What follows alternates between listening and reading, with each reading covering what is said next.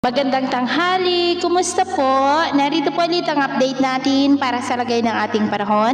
Ngayong tanghali po ng February 6, 2024 na kung saan sa ngayon ay patuloy pa rin ang pag-ihip ng easterlies dito po sa ating bansa, lalo na dyan sa may Southern Luzon at Eastern Visayas. Yung hanging amihan ay nandyan na po ngayon sa may extreme Northern Luzon at may ITCZ naman na nagdudulot ngayon ng maulap na kalangitan with isolated rains dyan po sa may Mindanao.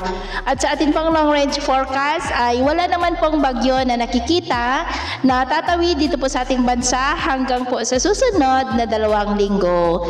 At sa lagay po ng ating panahon, ngayong tanghali ay maayos ang panahon sa malaking bahagi ng ating bansa, pero may chance pa rin ng maulap na kalangitan with isolated rains, lalo na po dyan sa may Mindanao. Dulot po yan ng cloud clusters, epekto po ng ITCZ, lalo na po dyan sa may Caraga, Davao Region at Sorsogon.